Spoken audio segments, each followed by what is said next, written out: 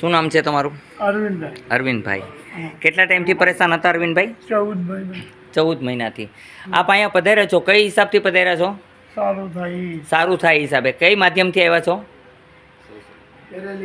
આ પેરોલિસનો પ્રોબ્લેમ ખરો, પણ યુટ્યુબની માધ્યમથી આવ્યા છો કે કોઈ કીધું તમને?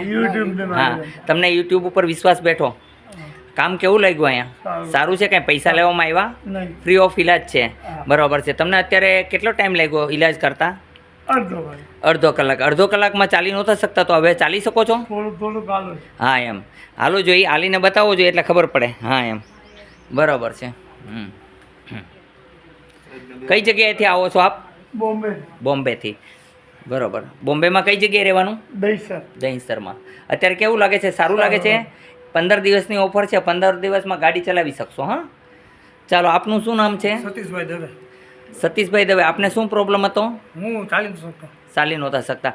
આપ અહીંયા પધાર્યા તો આપને કેવું લાગ્યું? સારું લાગ્યું. અત્યારે ચાલી શકો છો? બરાબર છે.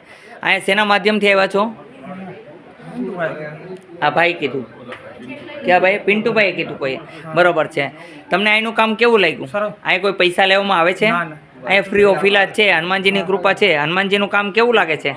સારું લાગે છે. હાલીને બતાવો જોઈએ દુનિયાને. હાલી નહોતા શકતા, અત્યારે હાલી શકો છો ને? હા એમ અહીંયા આવું કામ કરે છે હનુમાનજી. આ ચેતન હનુમાનની જગ્યા છે. આદેશ આશ્રમ ચેતન હનુમાન, ગયણી થોરખાન રોડ ઉપર આવેલી છે. અહીંનો સમય છે સવારે 9 થી 12, સાંજે 4 થી 6.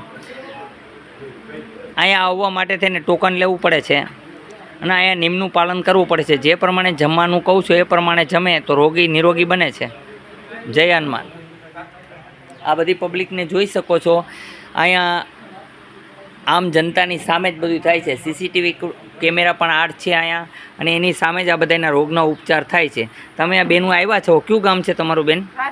રાજકોટ. તમે કઈ માધ્યમથી આવ્યા છે? યુટ્યુબ ઉપર આવ્યા કે ફેસબુક, યુટ્યુબ? બરાબર છે. તમને અહીંનું કામ કેવું લાગે છે? તમને કેવું લાગે છે બેન? સરસ લાગે છે. અહીંયા કોઈ બનાવટ તો નથી થતી? કોઈ પૈસા તો લેવામાં આવતા નથી? ખાનગીમાં કોઈ અમારા માણસો હોય ને પૈસા લઈએ એવું તો નથી? અહીંયા કોઈ છે નહીં અમારા બે સિવાય ને ભગવાન સિવાય, પણ છતાંય તમને કોઈ એવું તો ન લાગે કે બનાવટ કરી કોઈ?